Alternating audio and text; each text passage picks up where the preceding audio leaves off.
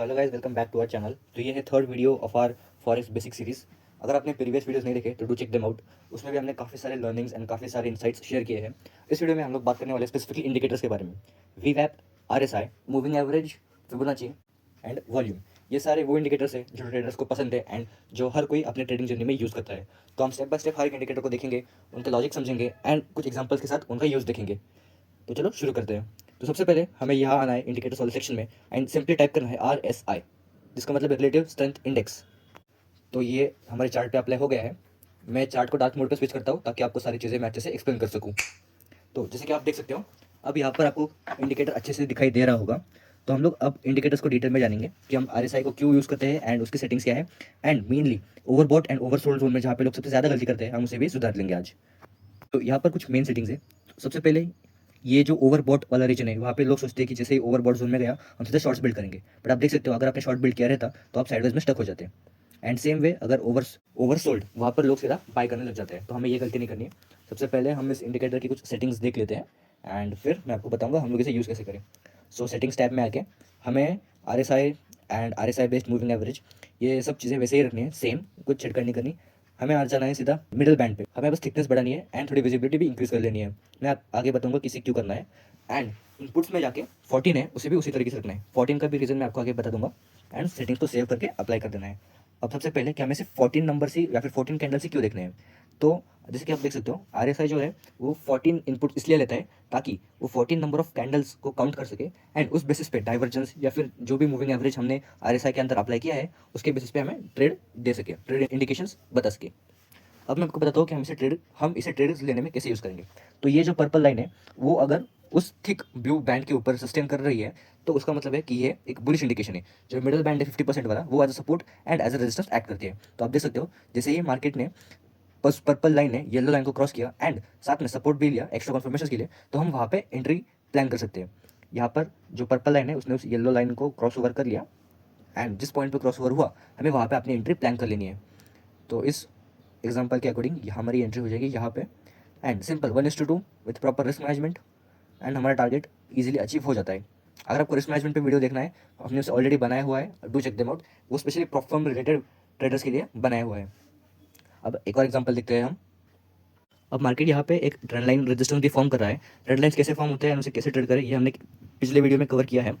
अगर आप बहुत पहले एंट्री ले लेते तब आप बहुत ज़्यादा साइडवेज मार्केट में स्टक हो जाते, बट जैसे ही पर्पल RSI लाइन ने जब उस येलो मूविंग एवरेज को क्रॉस किया तो आप देख सकते हो कितना इजीली मार्केट जो है वो फॉल हो गया एंड वहाँ पर एंट्री हमारी सबसे बेस्ट एंट्री कंसिडर की जाती। अब आप यहाँ पे ओवरसोल्ड वाला एक एग्जांपल देख लेना। अगर RSI ओवरसोल्ड हो गया तो इसका मतलब ये नहीं कि आप सीधा बाय या फिर सेल कर लेंगे। हमें वेट करना है कन्फर्मेशन का, जो कि है पर्पल लाइन क्रॉस करे हमारी इस येलो मूविंग एवरेज पे। जैसे ही मार्केट वापस जोन में आ जाता है एंड RSI की जो लाइन है वो मूविंग एवरेज को क्रॉस कर लेती है, हम तब एंट्री कन्फर्मेशन बिल्ड करेंगे बेस्ड ऑन सपोर्ट रेजिस्टेंस, ना कि सिर्फ इंडिकेटर्स। इंडिकेटर्स एक extra layer of confirmation add करती है हमारी ट्रेडिंग जर्नी में। हमें सिर्फ इंडिकेटर्स के वजह से ट्रेड नहीं लेना है। अब हम देखते हैं RSI का इंपॉर्टेंट कंसेप्ट जो कि है डाइवर्जेंस। लेट्स से प्राइस जो है वो हायर हाइज बना रहा है एंड ऊपर जा रहा है, बट हमारा जो इंडिकेटर है वो लोअर लोज बना रहा है एंड वो इंडिकेटर डाउन साइड मूव दे रहा है। सो इन द एंड मार्केट जो है वो डाउन मूव कंटिन्यूशन करेगा। जो अप मूव दे रहा है वो बस एक ट्रैप होता है एंड मार्केट जो है वो नीचे आने वाला है। सेम अपोजिट होता है for the bullish side. Let's say अगर मार्केट जो है वो लोअर लोज फॉर्म कर रहा है यानी कि नीचे जा रहा है, बट हमारा इंडिकेटर जो है वो ऊपर किस साइड जा रहा है, हायर हाइज बना रहा है, तो इस सिचुएशन में मार्केट जो है वो सारे सेलर्स को ट्रैप कर रहा है एंड मार्केट जो है अब एक अच्छा खासा अपमूव देने के लिए तैयार हो रहा है। ये था एकदम ईजी वाला चीट शीट आपको RSI में यूज़ होने के लिए। अब हम बढ़ते हैं हमारे नेक्स्ट इंडिकेटर की ओर, जो कि है वॉल्यूम। वॉल्यूम जो है वो सबसे बेसिक एंड सबसे बिगनर फ्रेंडली टूल है। ये काफ़ी प्रोफेशनल ट्रेडर्स भी यूज़ करते हैं। वॉल्यूम का मेन काम होता है हमें मार्केट में कितनी एक्टिव प्लेयर्स है वो दिखाने के लिए। उसका कैंडल कलर से कोई भी रिलेवेंस नहीं रहता। वॉल्यूम इंडिकेटर को मैं आपको एक एग्जांपल के साथ समझाता हूँ। लेट्स से एक रूम में दो लोग हैं, person A and person B. Person A ने पर्सन बी को 5 आइटम्स बेच दिए एंड पर्सन बी ने पर्सन ए को 2 आइटम्स बेच दिए। अब अगर हम इस रूम का टोटल निकालें तो इस रूम में total 7 quantities of items buy and sell हुए थे। मतलब टोटल नेट वॉल्यूम इस रूम का था 7 यूनिट्स। बट क्या हमें पता था कि किस पर्सन ने कितने क्वांटिटीज बाय या फिर सेल किए हैं या फिर कौन से आइटम्स सेल किए हैं।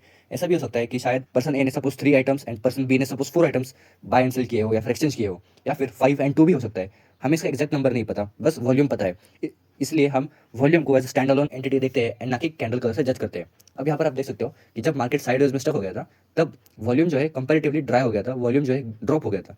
अगर इस सिचुएशन में यहाँ पर एकदम ड्राई मार्केट में लो वॉल्यूम था एंड एग्जैक्टली राइट में जब मार्केट में पीक आया, मार्केट में मूव आने स्टार्ट हुए, तब आप वॉल्यूम देख सकते हो कितना ज़्यादा था कंपेयर टू लेफ्ट साइड। अब लेट्स सपोज मैं कुछ कन्फर्मेशन के साथ अपने ट्रेड में एंटर ले चुका हूँ, अपने ट्रेड में एंट्री ले लेता हूँ एंड उसके बाद मार्केट जो है वो साइडवेज चले जाता है।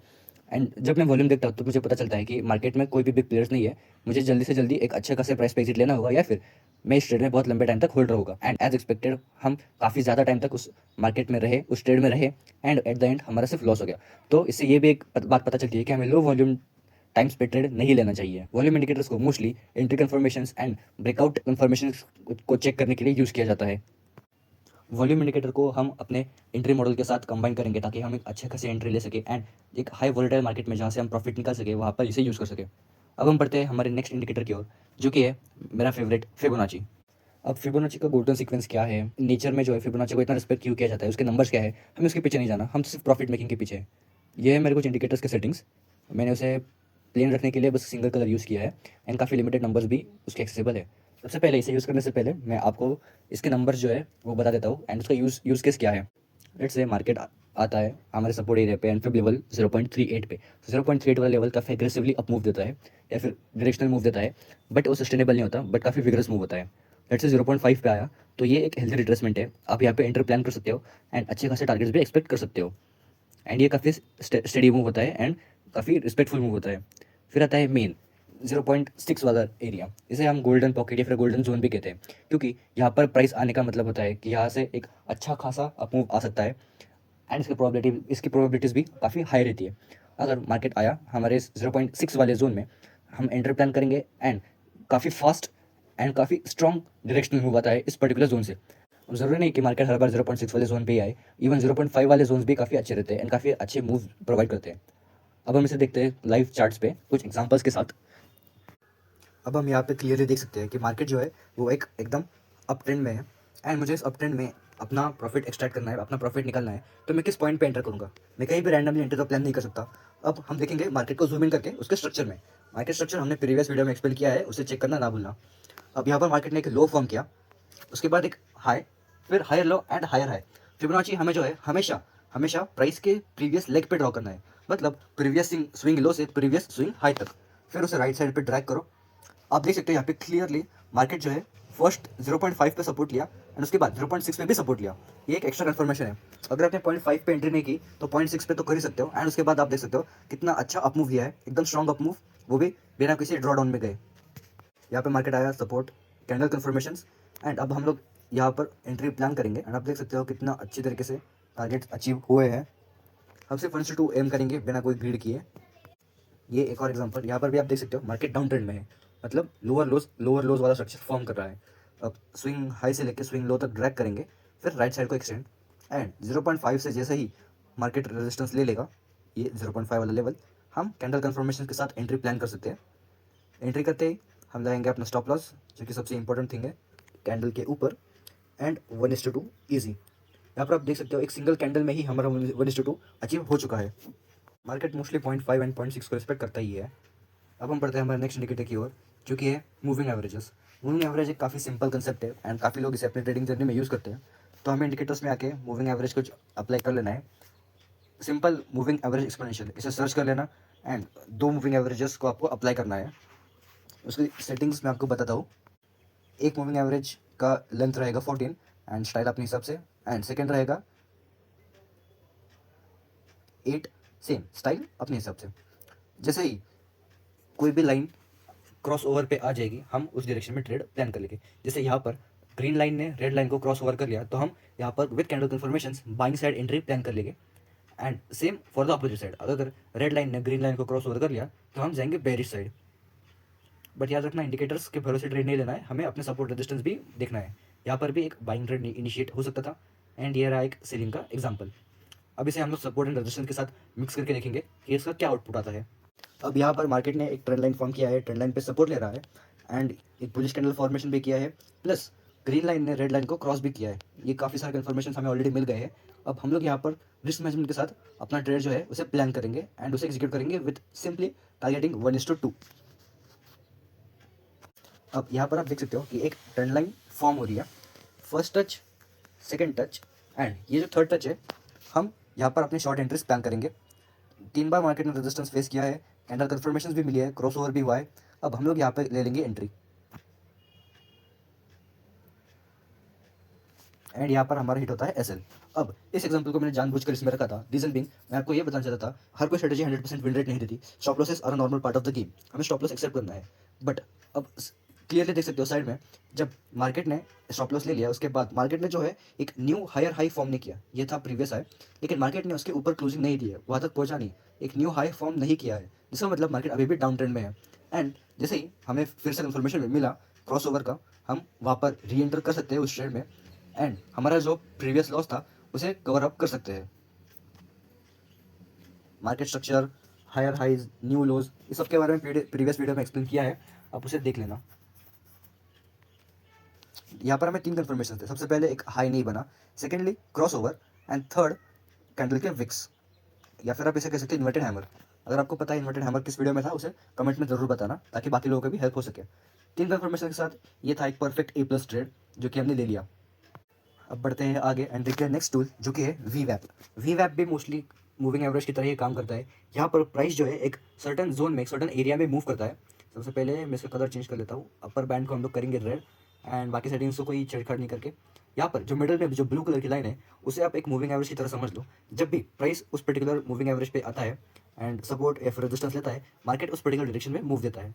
अब इस एग्जांपल में हम समझते हैं वीवैप को यूज़ करना।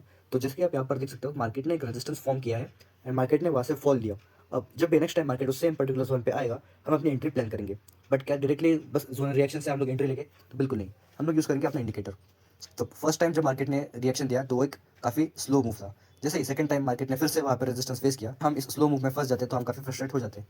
बट यहाँ पर आप देख सकते हो, जैसे ही सेकंड टाइम मार्केट ने आया एंड जो मूविंग एवरेज था वीवैप वाला उस पर रेजिस्टेंस फेस किया, तब हम लोग लेंगे एंट्री। हमें कभी भी साइडवेज मार्केट में एंटर नहीं करना है, हमें हमेशा विद कन्फर्मेशंस एंड इंडिकेटर्स के सिग्नल्स के बाद ही ट्रेड्स कंटिन्यू प्लेस करने हैं। आप देख सकते हो काफ़ी ज़्यादा मूव आया था, बट हम हमारे रिस्क रिवॉर्ड के साथ स्टिक रहेंगे एंड डिसिप्लिन रहेंगे। सो यहाँ पर हमने एक सपोर्ट एंड रेजिस्टेंस ड्रॉ कर लिया है। अब यहाँ पर हम इंडिकेटर को अप्लाई करेंगे। अब आप देख सकते हो कि मार्केट ने जैसे रेजिस्टेंस फेस किया वो एक कंसोलिडेशन फेज में चला गया। अगर हम यहाँ पे एंट्री ले लेते हैं तो फियर के कारण हम शायद अर्ली एग्जिट कर लेते हैं। बट यहाँ पर इंडिकेटर्स की हेल्प से हम लोग ने एक प्रिसाइज एंट्री प्लान कर ली। सबसे पहले रेजिस्टेंस, फिर सेकेंडली हमें मिलता है इंडिकेटर का कंफर्मेशन, फिर हम लोग करेंगे अपने ट्रेड एग्जीक्यूट, वो भी प्रॉपर रिस्क मैनेजमेंट के साथ। एंड जैसे ही हमने ट्रेड एग्जीक्यूट कर लिया, विद इन फ्यू मिनट्स हमारा टारगेट जो है इजीली हिट हो गया। अगर हम यही अर्ली एंट्री ले लेते तो शायद हमारा स्टॉप लॉस हिट हो सकता था, या फिर पोटेंशियल प्रॉफिट से कम प्रॉफिट्स डिराइव कर पाते। सो गाइज, ये था एक ट्रेड जो मैं सेम इंडिकेटर्स यूज करके लिया था। इस ट्रेड का ब्रेकडाउन देना चाहता था, पर ये वीडियो ऑलरेडी काफ़ी बड़ी हो गई है, तो इसका ट्रेड ब्रेकडाउन आएगा नेक्स्ट वीडियो में। तब तक के लिए हमें फॉलो कर लेना एंड लाइक शेयर सब्सक्राइब करके इस वीडियो को कहीं सेव कर लेना। मिलते हैं आपसे अगले पार्ट में।